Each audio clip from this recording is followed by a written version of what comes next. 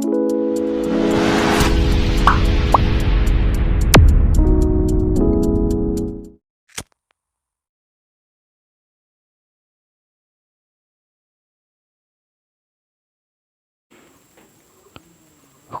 फिन बयखौबो गोरलै सलिउसन इउटुब चेनेलसिम बरायहरनाय जाबाय। थ' दिनै जों नै भिडिअनि गेजेरजों मोनसे नटिफिकेसननि सावरायनो नागिरदों। थ' बे नटिफिकेसनानो जाबाय आं स्क्रिनाव दिन्थिना होनाय जाबाय। जायफोर फरायसाफोरा इन्जिनियारिं फरायगोन होनना सानगासिनोमोन बिथांमोननि थाखाय मोनसे नटिस ओंखारदों आरोना। बिथांमोना इन्जिनियारिं फरायगोन होननानै सानदोंबा बे भिडिअआ नोंथांमोननि थाखाय जोबोद इम्परटेन्ट जागोन। थ' नोंथांमोना भिडिअखौ स्किप खालामालासिनो जोबजासिम नायलांबाय थाबानो जाबाय। थ' जों नायदो नटिफिकेसना फैदों आसाम साइन्स एन्ड टेक्न'लजि इउनिभार्सिटिनिफ्राय फैदों आरो बे जोंनिया आसामनि जा मोनसे स्टेटनि इन्जिनियारिं कलेजफोर दङ बिनि बेहायनो बर्ड होनना बुंजायो आरोना। जोंना सार्टिफिकेटआ बे आसाम साइन्स एन्ड टेक्न'लजि इउनिभार्सिटिनिफ्रायनो जोंना आसामनि स्टेटनि गभर्नमेन्टनि आन्दाराव जा इन्जिनियारिं कलेज दङ जोंना बिनिफ्रायनो सार्टिफिकेटखौ जोंना मोननो हायो। थ' बेयो जोंनिया नटिस मोनसे फोसावदों।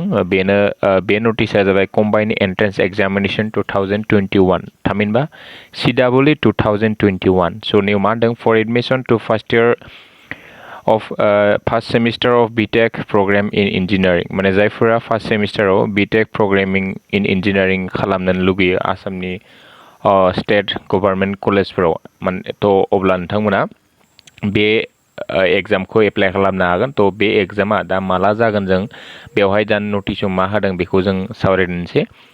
थ' बेनि जोंनिया नेवदों होननानै फरायना नायबा फरायजागोन। अथराइज्ड by the government of Assam the CEE 2021 shall be conducted by Assam Science and Technology University होनना बेखौनो होनदों। जोंना बे एन्ट्रेन्सआ जोंना इउनिभार्सिटिया कन्डाक्ट खालामो होनना बुंदों ना आरो सिडिउल बायदि होदोंनिया साबमिसन अफ अनलाइन एप्लिकेसन जोंनिया 14 जुलाइ 2021 निफ्राय अनलाइन एप्लिकेसना स्टार्ट जागोन। बाट बे जोंनिया जा नटिस बे जोंनिया सर्ट नटिससो मोनसे आरोबाव पुरा फुल डिटेल्स माबायदि एग्जामा जागोन सिलेबासा मा जागोन ओमफ्राय एग्जामा दुरेसना माबायदि जागोन बा अबजेक्टिभ टाइप जागोन नामा बेफोरखौ लानानै मोनसे गोलाव नटिफिकेसन मोनसे होगोन। बेखौ जों जेब्ला फोसावगोन अब्ला जोङो बेखौ नोंथांमोननि सिगाङाव लाबोनाय जागोन। थ' ओमफ्राय जोंनिया एप्लिकेसना स्टार्ट जागोन 14 जुलाइनिफ्राय जोंनिया जागोन आरोना 14निफ्राय जाथ'वाखैनो।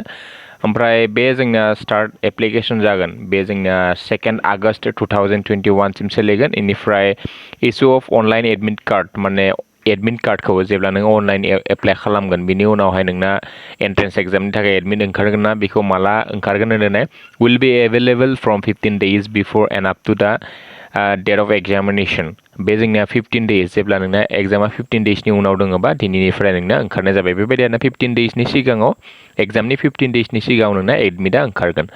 ओमफ्राय नोंनियाव होदों date and timing of examination नोंना डेटआ जागोन एग्जामनि डेटआ जागोन 29 आगस्ट 2021। ओमफ्राय एग्जामा नोंना 2 आवार्स सोलिगोन 11 AM निफ्राय 2 PM सिम नन स्टप माने 2 आवार्स सोलिगोन आरो नोंथांनि एग्जामा। ओमफ्राय declaration of results within 10 days of conduct of examination माने मा होनदों नोंना जा रिजाल्ट होगोन दा बे 10 daysनि उनाव गेजेरावनो होगोन आरोना विथिन 10 days होनदों माने जेब्ला नोंना एग्जामा कन्डाक्ट जाबायना बे कन्डाक्ट जानायनि उनावहाय 10 daysनि गेजेरावनो बे एग्जामनि एन्ट्रेन्स एग्जामनि रिजाल्टखौ होगोन होनना बुंदों। बेनिफ्राय for online submission of application from an Aadhaar details please visit the website www.astu.ac.in जोंना बे इउनिभार्सिटिनि नैबे जोंनिया अफिसियेल वेबसाइट बेयाव थांना नायबा नोंथांमोना बे नटिसखौ दा नुनो मोनगोन।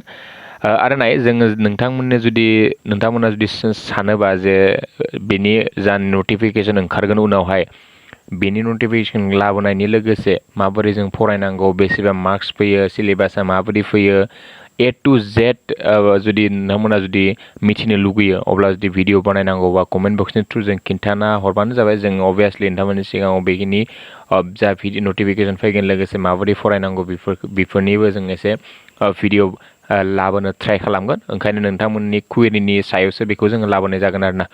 ओमफ्राय नैयाव जोंनिया नट होनना बुंदों नट मा होनदों नटआव मा होदों नाय the above schedules may be modified as per the guidelines of government of Assam due to the COVID-19 pandemic सिटुएसन जोंना बे जे 14 जुलाइ होदों बा 2 आगस्ट डेट होदों बा 15 डेजनि गेजेराव एडमिट कार्ड ओंखारदों होनदों बेफोरो जोंनिया नायबे जुदि COVID-19नि सिटुएसना जुदि बांद्रायनिख्रुइ बांद्राय जायोबा अब्ला बे COVID-19नि गाइडलाइनखौ लानानै बे डेटफोरा जोंना चेन्ज जानोबो हानाय मेबि होनना बुंदों आरोना थ' ओंखायनो दा जोंनिया बेखिनियानो हमना लाथ'नांगोन बाट जोंना उनावहाय चेन्ज जायोबा बेखौ जों अभियासलि नोंथांमोननि सिगाङाव लाबोनाय जाखागोन थ' बे नटिसनि गेजेरजों बेखिनिखौनो फोरमायनाय जाबाय आरो बे जोंनिया जायफोरा इन्जिनियारिं फरायगोन बा फरायगोन होनना सानदों बिथांमोननि थाखाय जोबोर हेल्पफुल जागोन थ' गोजोनथों फरायसानो थांमोन बाय